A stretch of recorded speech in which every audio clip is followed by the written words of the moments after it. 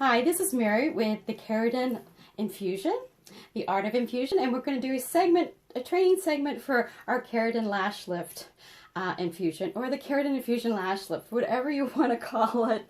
We're excited that you're joining us, and maybe you'll get a few tips and tricks that you haven't learned before, or maybe this might be something new. If you're just beginning, or just maybe don't consistently do lash lifts. Sometimes when you get a client in that wants a lash lift and you haven't done them consistently, there's certain things that may eat up more time in your service than you'd like to have. So getting comfortable with putting up the lashes on the Lash Form, or the lash rod, or the lash shield, or the lash bumper, however you want to say it. So we're going to be doing some sizing for the lashes, putting it on the lower lid, and then getting the lashes thrown back and getting them arranged and ready for the big event. Okay, so this is my model. She's very good. She doesn't complain much, and hopefully you will get kind of a sense of what we're doing with this. She's just a soft little dummy head. I call her Molly, and Molly, she's not union. No, she's not union. Okay, but further, okay, let's get going with this. Okay, so when you have a client that comes in and you're kind of prepping to get going, there's a few things, and I'm going to show you my tricks. If you've downloaded our Quick Start Handbook, you probably saw something in reference to gauze. I love working with gauze. There's very little lint to it. That's the one thing you really don't want to have when you're working around the lashes. Q-tips kind of can be a little lint, but even if they don't, because lint is so easy to come off, and a lash can just kind of snag a little piece of lint. You got a lint in the lash. So I like working with non-lint products. So gauze is good. I also work with, this is what I call a non-lint applicator. Also like a lip gloss stick, same thing. And also there's micro buds too. These are my non-lint products, okay? One of my favorite things to do is, some people like to, when they secure the bottom lashes, because we want to make sure that they're separated from the top. When you kind of get really going, sometimes if you're not doing a lash tint, you might want to, maybe how to separate the lashes without all the fuss. But I always like to do this because people have runny eyes. You never know what's going to happen. And also, before I kind of get really rolling into this, there's a few safety products you always need to have, okay?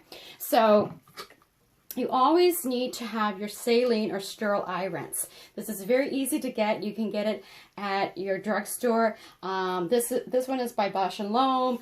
It's just a sterile eye rinse. I always keep this handy, no matter what I do, even in facials and things like that. I always have an eye rinse. Never work around the eye unless you have some way to flush it out or rinse it out. Okay, so this is just a safety product, and I do use this a lot in lash lifting, especially at the end. If I've gotten some product in their eye, I want to flush it out with this, okay? Especially if you have people that wear contacts and things like that, and they're like, oh, I'm okay. And this is the best thing to put in anybody's eye. It's just sterile salt water, really. But this is very cheap, and it's just easy to come by. Even when I travel to see clients, I have a little bottle of saline solution I always take with me. It's very handy. And then, of course, our iPads, but that's a big one. Also, your hand sanitizer. Some people like to work with gloves. I wear gloves all day, so I'm not going to do my videos with gloves. Sorry, Molly just doesn't mind. But always have a hand sanitizer or wear gloves. Those are good safety precautions. Usually if I'm not wearing gloves and I'm going to do the hand sanitizer, I always wash my hands with soap and water, put my hand sanitizer on in front of my client, okay? So they know that you've taken good procedures to be nice and sterile, okay? And we like that. Okay, so I'm going to make some really quick, inexpensive iPads I like to use. You can use iPads for a lot of lash stylists have iPads and things like that. But this is my favorite because this gets my bottom lashes out of the way. It also gives me a little bit of a like a protector. So if I need to wipe something off the eye, I actually have a little bit of kind of like a safety net. And if you know anything about me, I'm always about safety nets, and I apologize. I thought my tape was ready to go, and it's not, and it's giving me a hard time. So this basically is sometimes people refer to it as non-porous tape. It's skin tape, medical tape, or lash tape. Basically, you're looking for a medical grade tape that doesn't cling to the skin too much. You don't want to have a Band-Aid, okay? So I'm going to take a piece of tape, 2 pieces of tape. Okay, so I'm going to get my 2 pieces of tape here. And I'm actually going to take just the edge of my gauze, and I'm going to just kind of put a little edge there. Okay, it doesn't have to be too pretty. It might be prettier than that, but okay. So I have one, and then I'll do the other. But this will absorb any kind of product spills. If you're tinting, if I need to kind of see something that is kind of migrating down to the lower tear duct, I can easily kind of wipe up with this. So I'm just going to, she doesn't have any bottom lashes, of course. We only outfitted her with the top. But if I was to, I'd have them open their eye and just kind of manipulate that right in, kind of, even she's kind of difficult. But actually, once you kind of do this a few times, you get the trick of it. And there we go, right underneath that lash line. And this is nice and thin, and that's what I like. You don't want something too thick, okay? We're just kind of tucking down those bottom lashes. Okay, so another good thing too is you can take your lash lift tool and just kind of open up the top lid and just make sure all the lashes are separated correctly. Okay, so that doesn't take too long, okay? Now, we're going to go on to our, how we fit our lashes, okay? We're going to kind of skip a little bit of the lash cleansing. We'll do that in another video. But this is kind of how do we size our lashes here. Okay, so in our kit, we have 6 sizes. So I know she's not going to be a small, so I'm just going to kind of grab like a medium small size. And what I'm going to do is she's going to have her lid closed.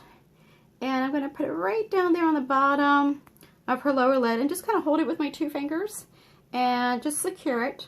I always say, being an esthetician or anytime you're working on someone's face, it's a two-handed sport. Okay? So, and I'm just going to kind of gently just lift back those lashes.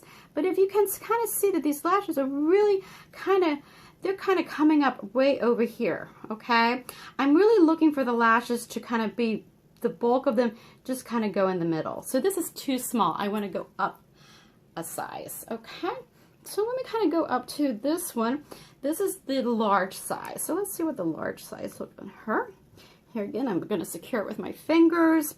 I'm just going to gently pull up some of those lashes. And even the large size here, I'm going to go extra large. She's blessed. Okay, so let's go ahead and let's use that large size with her. Okay, so when you really want to get it down to the lower edge of the eyelid, and bring those lashes up a little bit. And see, that's going to work for her.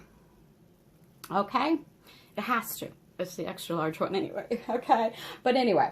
So now what I'm going to do, since I now have my size, I'm going to go ahead and I am going to take my Lash Lift Adhesive, okay?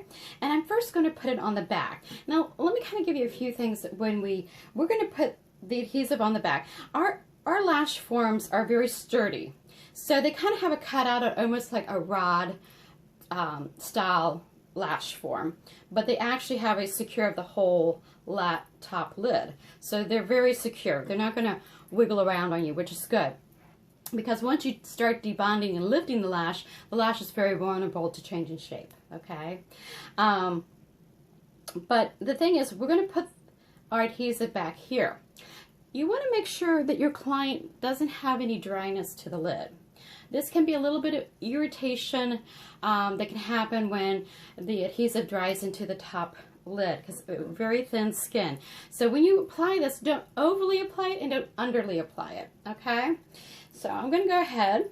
Now we want to keep this nice and sterile. So I've cleaned up my Lash Forms. So they've been sanitized, and I'm going to give this a good swipe of adhesive, okay? So, and it's clear, and I'm kind of swiping. I'm kind of just doing that, okay? So I'm taking it to the edge because I want a nice secure. I'm going to make sure it's really down here at the edge and up at the top, okay? Now, I don't want it dripping with this adhesive. I just really want it, you can kind of see it's a little glossy, okay? It does have a slight odor to it. It smells like rubber cement. But anyway, it's not. Okay. Then what I like to do is I'm going to just take this and I'm actually going to shimmy it. I'm going to shimmy it down, right down, and kind of slide it in. She's having her lashes closed down so I get it as low as possible. Okay, now I haven't placed it down. I formed it. Now I'm going to press it down. Okay. And I'm going to hold it for a few seconds. Okay? Just for a few seconds. So we've gotten it down as low as we possibly can to the lashes on the lower lid. And we're just going to hold. Now remember, lash lifting isn't a race. It's just not. Okay, we are doing a process, an actual chemical process on someone's lashes. So take your time. It's not about who wins or who gets done first, okay? It's about doing a good job. Okay, so here we go. And we want to make sure that it's nice and secure on the lid. Okay, the last thing we really want is for our lash form to be popping off mid-service. We just don't want that. So remember, we are going to put different lotions and things on here, so it needs to be firmly secured to the lid, okay? All right, so not too much, not too little, and then go ahead and do the same for the other eye, okay? So, now, what we're going to do is, when you've gotten the other side done, we're going to go back, and I'm only going to do one side, poor thing. That was processed yesterday.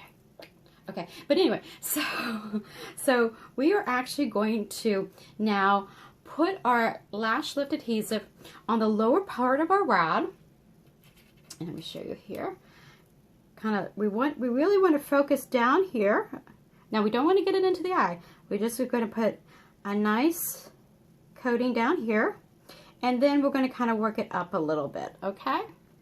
So, also what I want to do, make sure you have your mascara rounds or your spoolies, whatever you like to call them, and make sure that you brush and your lashes don't have any tangles. That's really important because you want to make sure that you're going to have enough to worry about once you get them back and separating them out, but you want to make sure that they're nice and free of any tangles, okay? Some lashes are just naturally crisscross. They even grow that way. Okay, so we are going to go ahead and we're going to take a nice full swipe, and we are actually going to kind of focus right down there on the bottom, like so. Okay, all right. I'm going to kind of get a little bit more here. Okay, there we go. So I really actually want to put more. And then I like actually using this rounded part because my thing is I want to kind of scoop back the lashes. And you can pick anywhere really to start. Some people pick an end, some people pick the corner. Now, she has fake lashes, so they're not real hair. They are a little resistant, but we're going to kind of, let's see how just kind of scooping them right back. And I'm just kind of really working them all the way back. So when I scoop, I work back, scoop. Now, your Lash Lip Adhesive at a certain point will dry out, okay? So try and just really work that first bit of lash adhesive the best you can. And of course, sometimes you're going to need to use a pick, and that might working those corners a little bit better. Okay. Oops. Okay.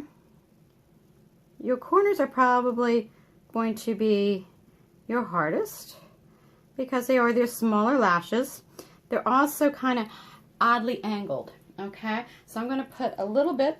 If you feel like you don't want to double dip, go ahead and put, I like a little micro bud to go in there and put a little bit in here. Okay, so always close this right back up. This will dry out if you don't close it up. Okay, no joke, it will dry very quickly. You're like, what happened to my lash glue? My lash lifting glue.